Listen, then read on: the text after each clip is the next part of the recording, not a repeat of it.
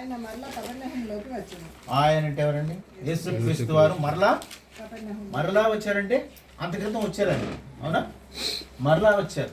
Yes, ఆయన ఇంట ఉన్నాడని వినవచ్చినప్పుడు అనేకులు కూడా వచ్చేది గనుక వారికి స్థలము లేకపోయాను.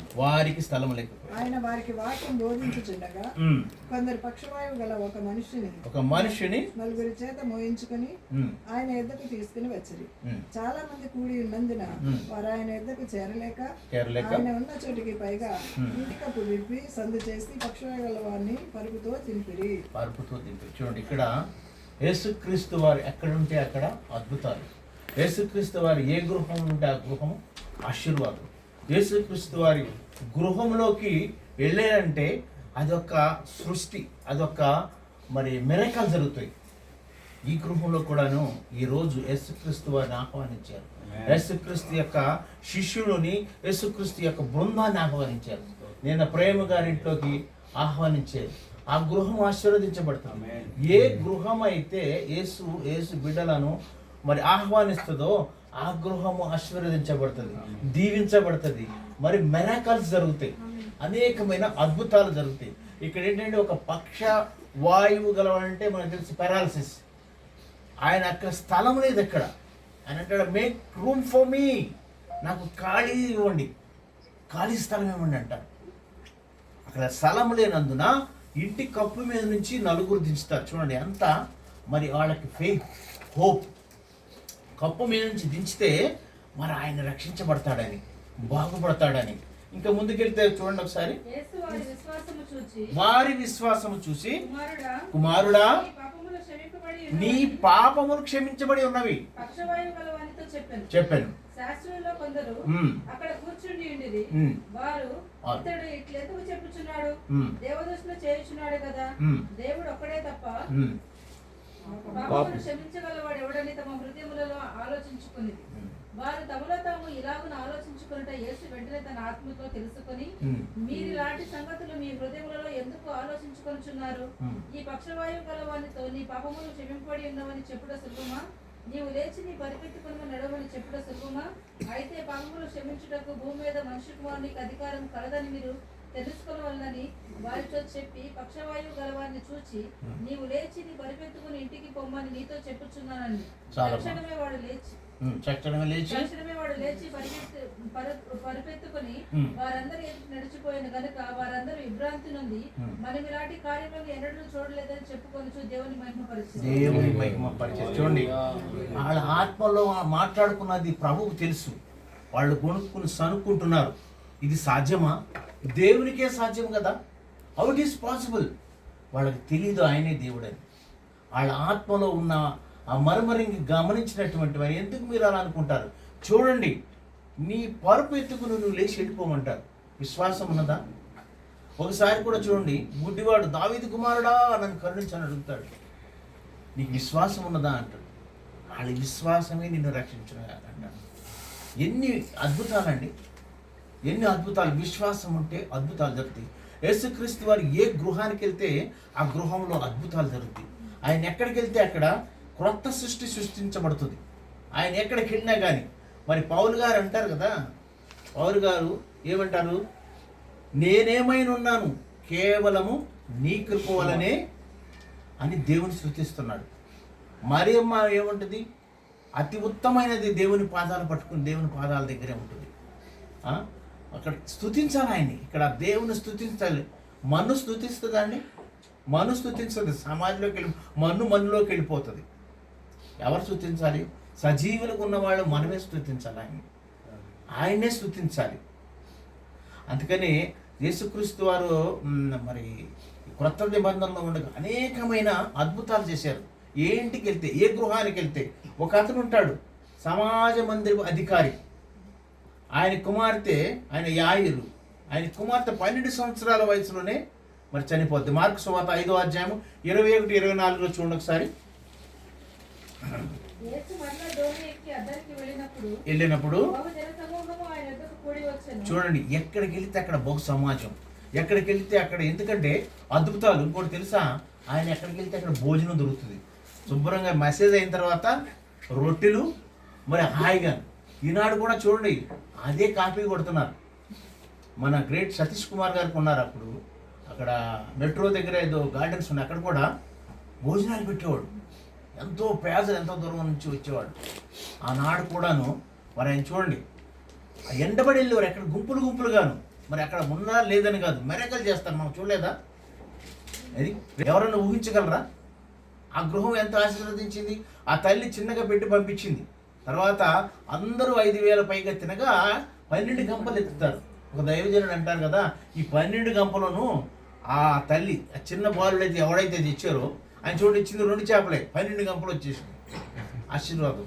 ఎక్కడికి వెళ్తే అక్కడ గుంపులు గుంపులుగా, ఎక్కడికి వెళ్తే అక్కడ వాళ్ళు వచ్చేస్తారు. ఒకటి అద్భుతాలు చూస్తున్నారు, ఒకటి భోజనం జరుగుతుంది.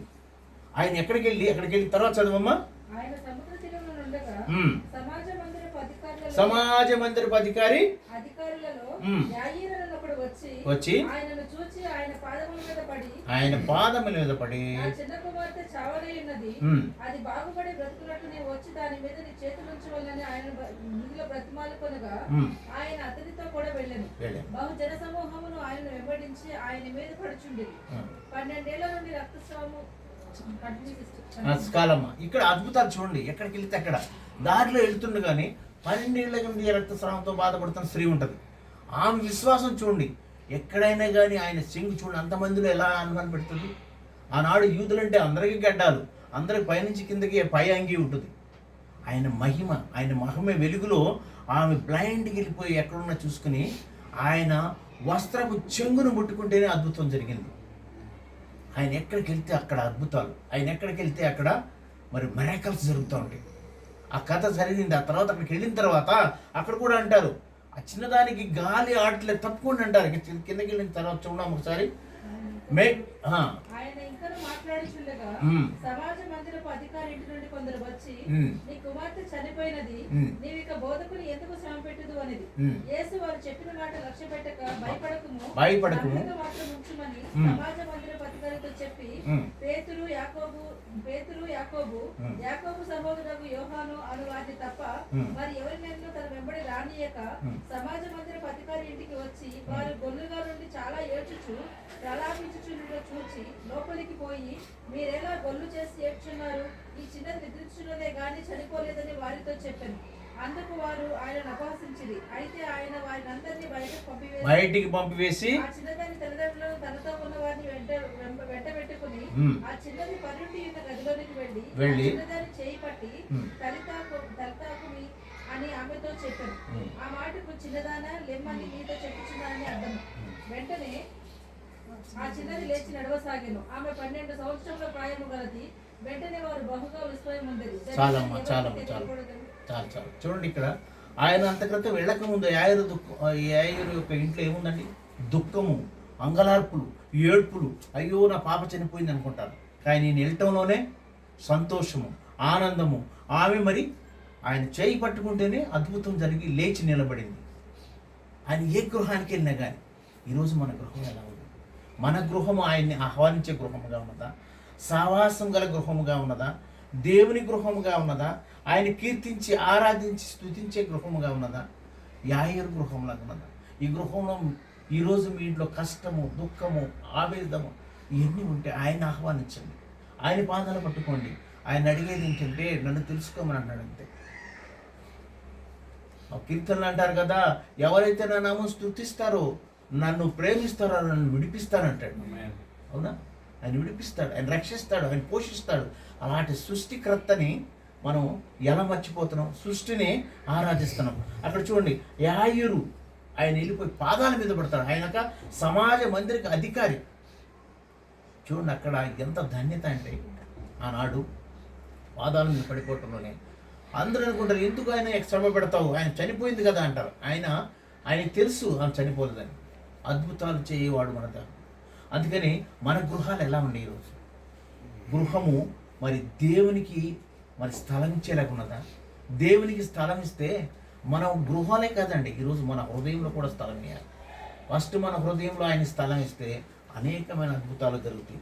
అనేకమైన ఇంకా ఎన్నో ఉన్నాయండి. కొత్త నిబంధనలో ఇంకా చూస్తే మనము ముందుకెళ్తే 1 కొరింథీ ఫస్ట్ కొరింథీ 1వ అధ్యాయం 9వ వచనంలో ఉంటుంది చూడండి. మన ప్రభువైన యేసుక్రీస్తు తన కుమారుని సహవాసమునకు మిమ్మల్ని పిలిచిన దేవుడు నమ్మదగినవాడు. ఆయన నమ్మదగినవాడు. మనం ఆయన సహవాసంలో ఉండాలి. ఆ సహవాసం కలిగినటువంటి గృహం ఆయన ఎవరండి? ఈరోజు హిందువులతో వాళ్ళతో వీడితో సహవాసం కాదు, దేవుని పిల్లలతో సహవాసం చేసే గృహంలాగా ఉన్నది మన గృహం. మరి ఆయనను ఆహ్వానించే గృహంలాగా ఉన్నది మన గృహం. ఇంకా యోహాను సువార్త 1వ అధ్యాయము 43 చూడండి ఒకసారి. మరునాడు ఆయన గలీలకు వెళ్ళగోరి ఫిలిప్పును కనుగొని నన్ను వెంబడించమని అతనితో చెప్పాను. ఫిలిప్పు బెత్సాయిదా వాడు, అనగా అంద్రెయ పేతురు అనే వారి పట్ల కాపురస్తుడు. ఫిలిప్పు నతనయేలును కనుగొని ధర్మశాస్త్రంలో మోషేయు ప్రవక్తలను ఎవరిని గురించి రాసిరో ఆయనను కనుగొంటిమి, ఆయన యేసేపు కుమారుడైన నజరేయుడగు యేసు అని అతనితో చెప్పాను. చాలా మంది ఇక్కడ చూడండి, యేసుక్రీస్తు వారు ఎవరు? అందుకితము ఈ నతానీయులు ఒక ఆయన ఉంటారు. ఏదైనా మరి నజరేతు నుంచి మంచిది వస్తుందా? నజరేత్ అంటే డొకేట్స్, దొంగలు అందరూ అక్కడ ఎందుకు పనికిరానటువంటి వాళ్ళు. అక్కడ నుంచి దావీదు కుమారుడైనటువంటి లోకరక్షకుడు వచ్చాడు. ఆయన అంటాడు, నతనీయులు ఏమైనా మంచిది వస్తుందా? కానీ ఎక్కడో చిన్న డ్రాప్ అంత ఉన్నది నజరేత్ పట్టణములో పుట్టినటువంటి యేసుక్రీస్తు వారు ఈరోజు ప్రపంచాన్ని వణికిస్తున్నారు. ఎవరు లేరండి అంతమంది క్రైస్తవులుగా మారగలిగారంటే ఆయన శిలువ ప్రేమ, ఆయన కార్చిన రుధిర ధారలు, అలాంటి గొప్ప దేవుని ప్రేమనండి. ఆ ప్రేమ వలన ఇప్పుడు ఇంతమంది మారగలిగారు. ఎంతోమంది సైంటిస్టులు, గొప్ప గొప్ప వాళ్ళు కూడా, దేవుడు లేనన్న వాళ్ళు కూడా తెలుసుకుని ఆయన తట్టి తిరిగారు. ఆయన నజరేతు నుంచి ఏమన్నా మంచిది వస్తుందా అన్నటువంటి నతానీయులు గారే చెప్తారు. మరి ఇప్పుడైనా నజరేతు వాడని మంచి మంచి పాటలు కూడా ఉన్నాయి. అలాంటి గొప్ప దేవుడు ఆయన 30 సంవత్సరాలు తల్లిదండ్రులకు సేవ చేశారు. అదే వడ్రింగ్ పనిచేస్తూ 3.5 సంవత్సరాలు చేశారు. అద్భుతంగా ఎలాంటి చదువు రాని చేపలు పట్టేటువంటి వాళ్ళని తీసుకొచ్చి మరి తలకిందులు, ప్రపంచాన్ని తలకిందులు చేసేలాగా నలుదిక్కులకు పంపించే సువార్త ప్రకటించారు. ఫర్ ఎగ్జాంపుల్ మన దేశం కూడా థామస్ గారు వచ్చారు. అట్లా ఇంకా చూస్తే ఆయన ఏ గృహంలోకి వెళ్తే ఆ గృహం అద్భుతాలు. ఒకసారి అంటారు కదా, అయ్యా నువ్వు ఎక్కడికి వెళ్తున్నావు మరి అంటే చెప్తాడు, నక్కలకు బొరియలు ఉన్నాయి కానీ దేవుని కుమారుడికి తలజాల్చుకుంటాకి స్థలం లేదంటారు. అయినా మీతో వస్తానంటారు. వస్తే అక్కడికి వెళ్ళిపోయి ఎక్కడ ఆడుతూనే అని ఉంటారు. మరి ఆ రాత్రి ఆడుతూ ఉండి చూస్తారు. దేవునికి ఏంటంటే ప్రభు సేవ, ప్రభు యొక్క ప్రణాళిక, తండ్రి ప్రణాళిక నెరవేర్చుట అంతే. ఆయన ఏంటంటే ఆహారం గురించి వరి ఎవరు, సువార్త లేని చోట సువార్త చెప్తాం, ప్రార్థన చేయటం, రాత్రంతా వెళ్ళిపోయి కొండ మీదకి వెళ్ళిపోయి మోకాళ్ళతో ప్రార్థన, పగలంతా సేవ. నడిచేనండి ఆనాడు ఏమి వాహనాలు లేవు, నడుచుకుంటూ వెళ్ళిపోయి సేవ చేయటం. ఎలాంటి గృహాలండి ఆయన వెళితే. ఇంకా మరి మనకు తెలుసు కదా, పొట్టి జక్కయ్య మరి ఆ చెట్టు ఎక్కి చూస్తూ ఉంటాడు. చూస్తున్నప్పుడు ఆయనకి జక్కయ్య దిగిరే అంటాడు. ఆయన తెలుసు ఆయన పేరు. నేడు నీ ఇంటికి రక్షణ వచ్చి ఉన్నది అంటాడు. అది రక్షణ వచ్చినటువంటి గృహం. మన గృహం ఎలా ఉంది? మన గృహంలో కూడా రక్షణ వచ్చిందా? మన బిడ్డలందరూ రక్షణ పొందారా? మీరు మరి ఆయన చూడండి, ఆయన ఎట్లుంటుంది? యోహాను సువార్త 19:40-41 చూడండి అమ్మా. ఆయన సంచరించుచు యెరికో పట్టణంలో ప్రవేశించింది. దాని గుండా పోల్చుండెను. ఇదిగో సుంకపు గుత్తదారుడును ధనవంతుడైన జక్కయ్య అని పేరు గల ఒకడు యేసు ఎవరు అని చూడగోరిన కానీ పొట్టివాడే ఉన్నందున జనులు గుంపుగుడి ఉండటం వల్ల చూడలేకపోయాను. అప్పుడు యేసు ఆ త్రోవను రానే ఉండేను కనుక అతడు ముందుగా పరిగెత్తి ఆయనను చూచుటకు ఒక మేడి చెట్టు ఎక్కాడు. యేసు ఆ చోటికి వచ్చినప్పుడు కన్నులెత్తి చూచి, జక్కయ్య త్వరగా దిగును, నేడు నేను నీ ఇంట ఉండవలసి ఉన్నదని అతనితో చెప్పగా అతడు త్వరగా దిగి సంతోషంతో అతను చేర్చుకున్నాడు. చూడండి, ఆయన పొట్టివాడు, ఆసక్తి ఉంది ప్రభువుని చూడాలని వెళ్ళిపోతున్నాడు. ఆయన చూస్తున్నాడని నీ కనులు ఎవరి మీదకి వెళ్ళి? గుప్తదారుడైన వ్యాపారవేత్తలైన ఆయన మీదకి వెళ్ళి, జక్కయ్య త్వరగా దిగిరాము, నీ ఇంటికి నేడు రక్షణ వచ్చి ఉన్నది, నీవు అబ్రహాము కుమారుడు అవుతావంటారు. చూడండి, మన గృహముకు రక్షణ వచ్చింది. అలాంటి గృహము యేసుక్రీస్తు వారు ఎక్కడికి వెళితే అక్కడ రక్షణ. యేసుక్రీస్తు వారు ఎవరు ఎత్తిన చేయబడితే అంత క్రితము దుఃఖముతోనూ ఆ రకరకాలైనటువంటి వ్యాపారాలతో ఉన్నటువంటి ఆ గృహము, ఆయన అంటాడు కదా, నా ఉన్న దాంట్లో 4 వంతులు ఇచ్చేస్తాను, అక్రమం తీసుకున్నది దానికి 4 రెట్లు ఇస్తాను. అప్పటికప్పటికి ఈ మేడ్ డెసిషన్. యేసుక్రీస్తు వారు ఏ గృహానికి వెళ్తే ఎలా ఉంది. ఇంకొకటి విందు గృహం ఉంటుంది, మనకు తెలుసు కదా, కానాను విందు గృహంలో కూడా అక్కడికి వెళితే అక్కడ అద్భుతం. అక్కడ యోహాను సువార్త 2వ అధ్యాయము 2వ వచనమమ్మ. యేసు తల్లి అక్కడ వెళ్ళాను. యేసును ఆయన శిష్యులను ఆ వివాహములకు పిలువబడారు. ద్రాక్షారసం అయిపోయినందున యేసు తల్లి వారికి ద్రాక్షారసం లేదని ఆయనతో చెప్పగా యేసు ఆమెతో, అమ్మా నీకేమి పని, నా సమయం ఇంకా రాలేదని. ఆ తర్వాత చూస్తే అక్కడ మనకు తెలిసిన విషయం ఏదంతాను, ఈ గృహానికి ఏమంటానంటే నేను మరి అది వివాహము జరుగుతున్న విందు గృహంలోనికి అక్కడ రక్షణ, అక్కడ ఆయన అద్భుత కార్యం తెలియపరిచారు. అది వివాహము కానివ్వండి, విందు కానివ్వండి, ప్రభు వస్తే అక్కడ అద్భుతాలు. చదవండి. ఆయన తల్లి పరిచారకులను చూచి ఆయన మీతో చెప్పినది చేయుడి అని. చూడండి, ఆయనను ఏమి చెప్తారో చేయమంటారు. రాతి బాణంలో నీళ్లు నింపేసి ఆయన చేయబెట్టి తండ్రి అంటే చాలు, మధురమైన ద్రాక్షారసం వస్తుంది. మన గృహము మరి అద్భుతాలు చూసే మరి విందు గృహంగా ఉన్నదా. అలాంటి ఇంకొక గృహం చూద్దారండి, పరిచర్య గృహం ఒకటి ఉంటుంది. యోహాను సువార్త 19:5లో పరిచర్య చేసే గృహం. యోహాను సువార్త 13వ అధ్యాయం, యోహాను సువార్త 13వ అధ్యాయము 5-6 వచనాలు చూడండి. అంతటా కళ్ళెములో నీళ్లు పోసి శిష్యుల పాదములు కడుగుటకును తాను కట్టుకొని ఉన్న తువ్వాలతో తుడుచుటకును మొదలుపెట్టాను. ఇట్లు చేయొచ్చు ఆయన సీమోను పేతురు వద్దకు వచ్చినప్పుడు అతడు, ప్రభువా, నీవు నా పాదములు కడుగుదువా అని ఆయనతో అనెను. అందుకు యేసు, నేను చేయుచున్నది ఇప్పుడు నీకు తెలియదు కానీ ఇక మీద తెలుసుకున్నావు కదండి అండి. ఆ గృహము ఆయన ఎక్కడుంటే అక్కడ ఆయన పరిచర్య ఎలా చేయాలి, తగ్గింపు, హ్యూమిలిటీ, మరి మిమ్మల్ని ఎట్లాగ దీనత్వంలోకి రావాలి. ప్రభు అంత గొప్పవాడి మరి పళ్ళెంలో నీళ్లు పోసి కాళ్ళు కడిగి ఆయన పై చెంగుతో ఆయన్ని తుడుస్తాడు. మీరు కూడా ఇక మీదట అలా చేయమని. ఇప్పుడు తెలియదు నీకు, తర్వాత ఎలా చేయలేము. ఇది పరిచర్య చేసే గృహం అండి. ఇలాంటి గృహము మరి ఇంకా సమాధానం కలిగిన గృహం ఒకటి ఉంటుంది, మీకు తెలుసా. యోహాను సువార్త 20వ అధ్యాయము 19 సమాధానం ఉంటుంది. ఆయన భయపడి తాము కూడి ఉన్న ఇంటి తలుపులు మూసుకొని ఉండగా యేసు వచ్చి మీకు సమాధానం, అది సమాధానం కలిగిన గృహం. అలాగే మిద్ది మీద 120 మంది ఉన్నప్పుడు కూడా అప్పుడు కూడా వెళ్తారు. అక్కడికి వెళ్తే అక్కడ సమాధానం, పీస్, షాలోమ్. అక్కడ ఎక్కడికి వెళ్తే అక్కడ, ఏ గృహానికి వెళ్తే ఆ గృహం అద్భుతాలు. ఆయన చనిపోయిన తర్వాత మరి ఎందుకు మరి అలాంటి మూర్ఖజనం నమ్మరని చాలామందికి 500 పైగా అనేక మందికి ఆయన అగుపరుచుకుంటారు.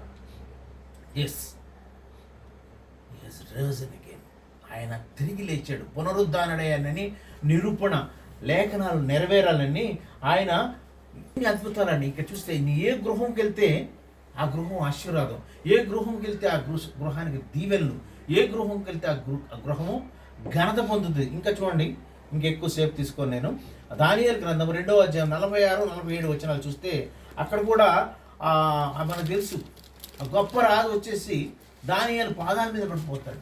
ఎందుకంటే సింహాల బోన్లో అంత భయంకరమైన సింహాలు తినకుండా ఉంటే ఆయన వస్తాడు, అయ్యా దానియేలు, నీ దేవుడు నిన్ను రక్షించాడు అంట. చదువమ్మా 46. అంతటా రాజుకు నెబుకద్నెజరు సాష్టాంగ నమస్కారం చేసి అతన్ని పూజించి మరియు రాజు, ఈ మర్మమును బయలుపరచుటకు నీవు సమర్థుడవైతే నీ దేవుడు దేవతలకు దేవుడును రాజులకు ప్రభువును మర్మమును బయలుపరచువాడనై ఉన్నాడని దానియేలునకు ప్రత్యుత్తరం ఇచ్చాడు. అప్పుడు రాజు దానియేలును బహుగా హెచ్చించి దానములిచ్చి అతన్ని బబులోను సంస్థానం అంతటి మీద అధిపతిగాను బబులోను జ్ఞానులందరిలో ప్రధానిగాను నియమించాడు. అప్పుడు దానియేలు రాజులతో మనవి చేసుకొనగా రాజు షద్రకు మేషకు అబేద్నెగోను వారిని బబులోను సంస్థానముల మీద విచారణకర్తలుగా నియమించాడు. చాలా. అది చూడండి, ఒకప్పుడు ఎలాంటి బానిసగా తీసుకెళ్ళినటువంటి ఈయన బబులోను తీసుకొని కొనిది పోబడతారు. అట్లాంటి అతను, ఈయన గృహం ఎలాంటిదండి, ప్రార్థనా గృహం. ఆ యొక్క లేఖనాల మీద ఈయన కూడా సైన్ చేసి వస్తాడు. అప్పుడు ఏం చేస్తాడు, ఆయన వెళ్ళిపోయి యథావిధిగాను ఆయన మిద్ది మీదకి వెళ్ళిపోయి తూర్పు దిక్కు తిరిగి యెరూషలేము తట్టు కిటికీలు తీసి ప్రార్థన చేస్తాడు. అలాంటి ప్రార్థన గృహంలో మరి అధికారం హెంచబడిన గృహముగా అయింది. ఆయన ప్రైమ్ మినిస్టర్ చేస్తారు. సుమారు 23 మంది అధికారుల పైన రాజే వచ్చి సాష్టాంగంగా పడిపోతాడు. అయా మీ దేవుడు గొప్పవాడని.